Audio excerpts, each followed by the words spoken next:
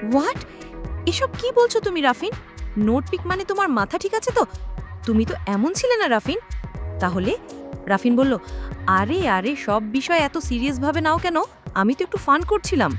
আঁকি বলল, ফানের ক্ষেত্রেও একটা লিমিট থাকা দরকার রাফিন। রাফিন বলল, আরে আরে বেবি রেগে যাচ্ছ কেন? সরি সরি সরি, আর কখনো এমন মজা করব না। এবার খুশি?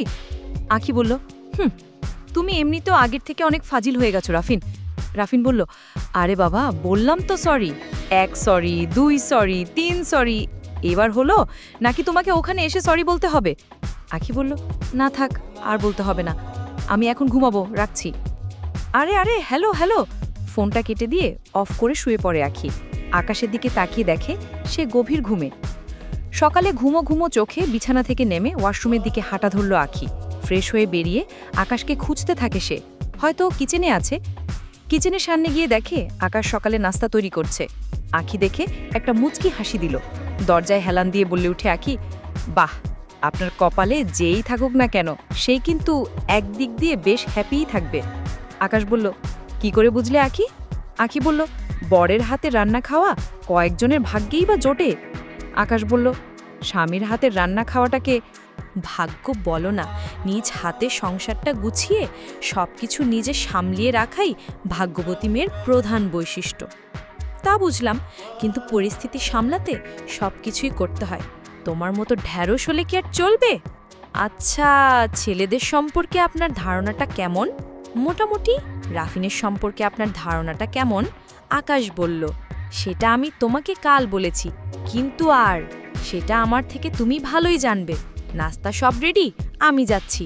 তুমি এগুলো টেবিলে নিয়ে এসো। বাবা যেন বুঝে সব তুমিই করেছো।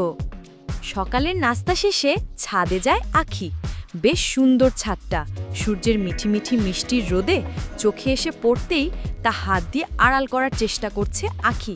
বেশ সুন্দর প্রকৃতির সাজটা।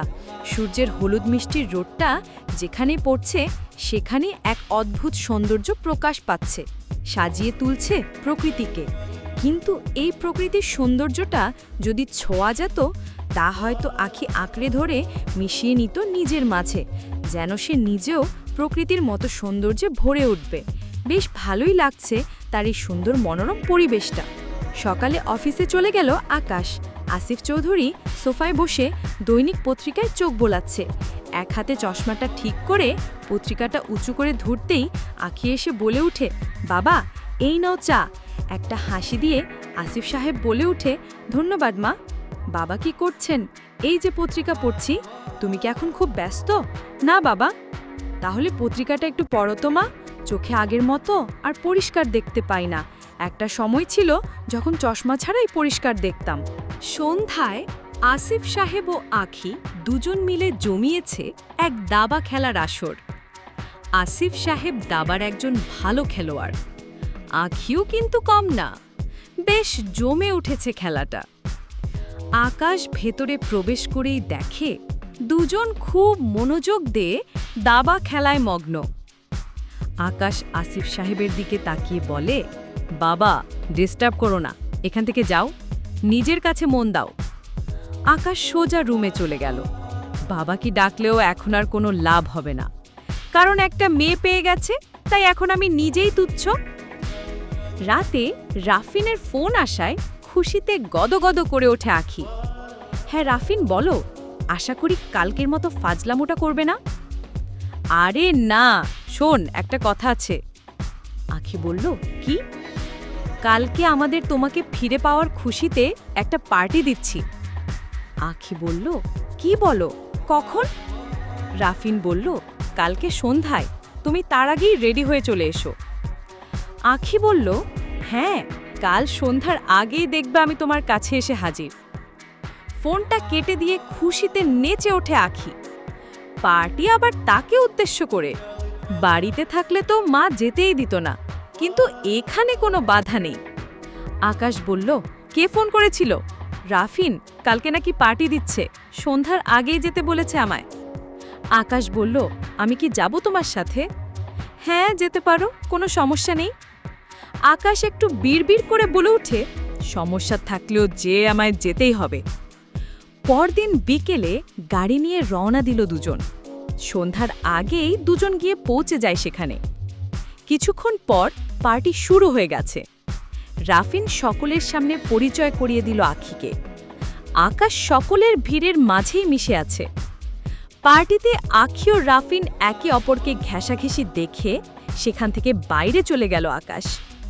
একটা অট্টহাসিতে মেতে ওঠে দুজন। বেশ কিছুক্ষণ বাইরে থেকে আবার ভেতরে চলে গেল আকাশ।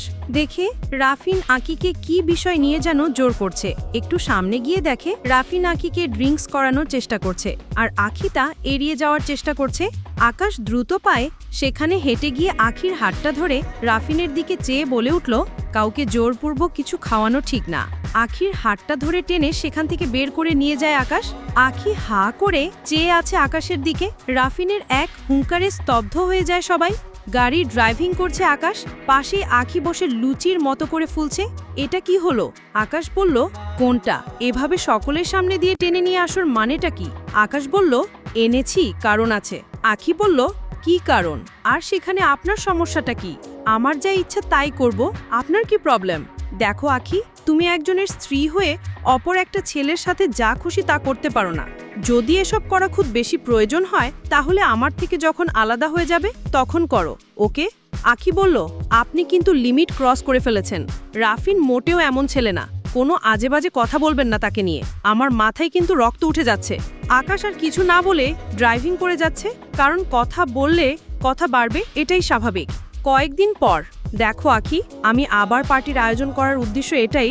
আগের পার্টিতে এমন হওয়ার কারণে আমি চাই না এবারও তুমি আকাশকে নিয়ে এসে আমাদের সুন্দর মুহূর্তটা নষ্ট করো। আখি বলল, আরে রাফিন, তুমি একদম চিন্তা করো না। এমনভাবে বলেছি ওরা লজ্জা থাকলে আমার সাথে কোথাও যাবে না। রাফিন বলল, বেবি, আমি তো এটাই চাই। আখি বলল, কি বলছো বিড়বিড় করে? রাফিন বলল, বলছিলাম কালকের পার্টিটা একটু স্পেশাল হতে চলেছে। তুমি আকাশকে না বলেই চলে এসো। খুব সুন্দর একটা সময় উপহার দেব তোমাকে। নিজের স্বামীর সাথে আখি দেখা করতে যাচ্ছে তার প্রাক্তন প্রেমিকের সাথে।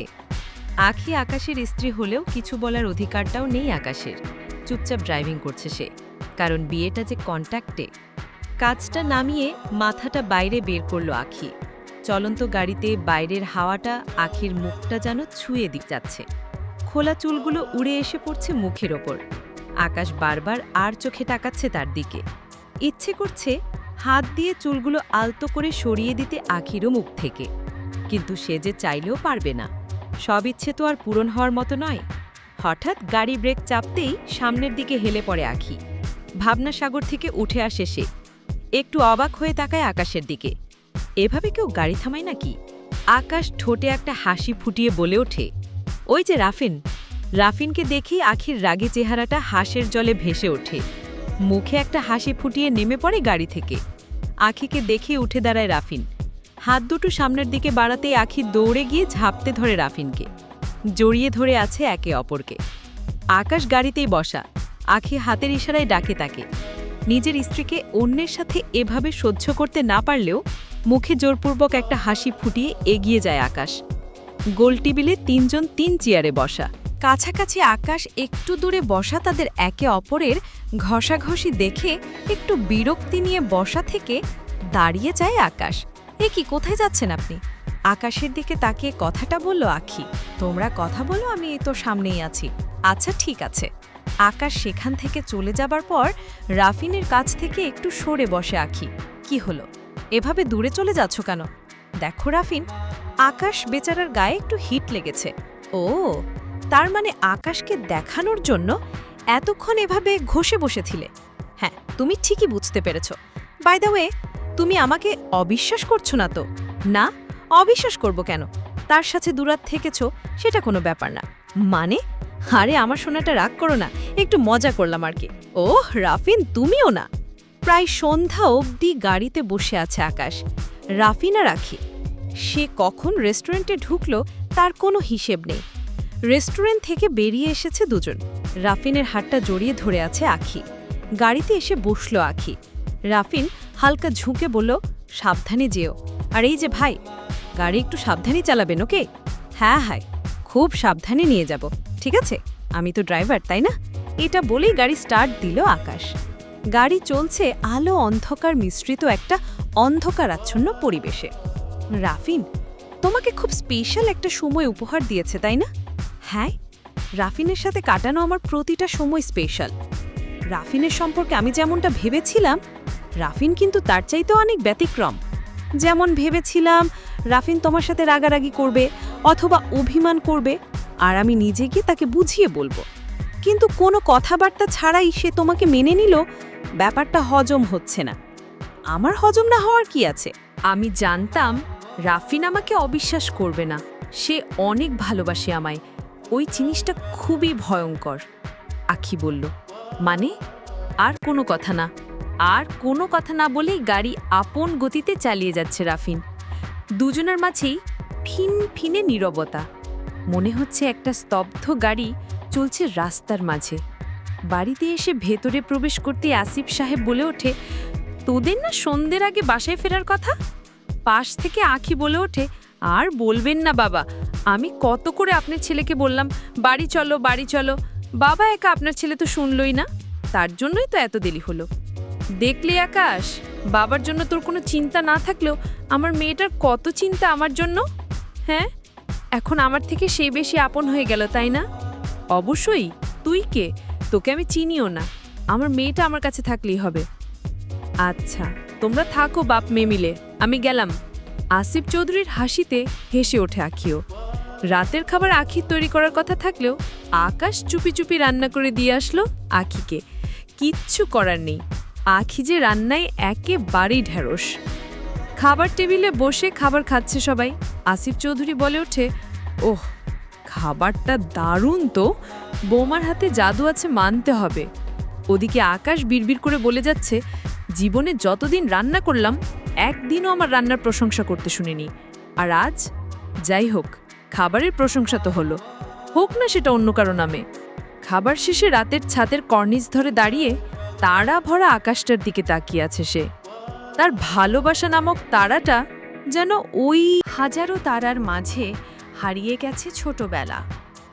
ঠিকই কোনো প্রেম করেনি আকাশ, কারণ বিয়ের পর তার স্ত্রীকে সকল ভালোবাসায় ভরিয়ে দিবে এই ভেবে।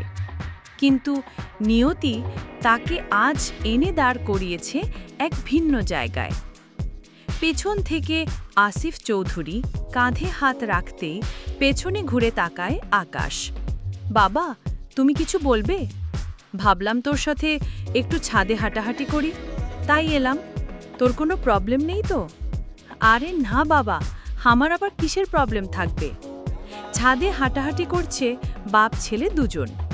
আকাশের মনে জেগে উঠেছে নানান চিন্তা। হয়তো আর বেশি দিন এভাবে বাবার সাথে সময় কাটাতে পারবে না সে। আকাশ, হ্যাঁ বাবা বলো। তোদের সাথে আমার সময়টা খুব ভালোই কাটছে রে। না জানি কয়দিনেই সুখ আমার কপালে সইবে। আর হ্যাঁ, ডাক্তার সেদিন কি বলেছিল? তুই তো আমাকে বলবি বলে আর বলিসনি। আমি কি আরও অনেক দিন বেঁচে থাকতে পারবো তোদের মাঝে? হ্যাঁ বাবা, তুমি আরও অনেক দিন বেঁচে থাকবে আমাদের মাঝে। ডাক্তার বলেছে তোমার রিপোর্ট নরমাল। কথাটা বলেই একটু আড়ালে চোখের পানি মুছে নিল আকাশ। সে যে তাকে তার কঠিন রোগের কথা জানাতে চায় না। আমার কেন জানি মনে হচ্ছে তুই আমার কাছে কিছু লুকাচ্ছিস। আমি মনে হয় বেশি দিন বাঁচব না। মাঝে মাঝে কেন জানি মনে হয় আমি এক্ষুনি মারা যাব। আকাশ বলল, এমন করে বলো না বাবা, তুমি আরও বহু বছর বেঁচে থাকবে আমাদের মাঝে। রুমে এসে দেখে আখি বসে বসে ফোন দিচ্ছে, মুখে একরাশ হাসি জড়িয়ে আছে। বুঝতে বাকি নেই হয়তো রাফিনের সাথেই চ্যাটিং করছে। সোফায় গিয়ে শুয়ে পড়ল আকাশ। আধা ঘন্টা পর ফোনটা বেজে উঠল আখির। রাফিন ফোন দিয়েছে। কি হলো, ফোন দিয়েছ কেন? কেন, কি হয়েছে? আখি বলল, ঘুমাবো এখন। রাফিন বলল, আমার তো একদমই ঘুম আসছে না, ঘুম পাড়িয়ে দাও না। আখি বলল, তুমি কি শিশু নাকি যে তোমাকে এখন আমি ঘুম পাড়ানোর গান শোনাবো? রাফিন বলল, তোমার ওই আকাশ ভিলেনটা কোথায়? সে ঘুমিয়ে পড়েছে অনেক আগেই। শোনো না আখি, বলো কি বলবে, তাড়াতাড়ি বলো, ভীষণ ঘুম পাচ্ছে।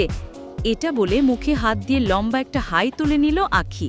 রাফিন বলল, তোমার একটা নোট ভিডিও দাও না প্লিজ। না করো না। আখি বলল, কি? রাফিন বলল, আচ্ছা ভিডিও লাগবে না, আপাতত একটা নোট পিক দাও। যদি আমায় ভালোবাসো তাহলে এবার নিশ্চয়ই না বলবে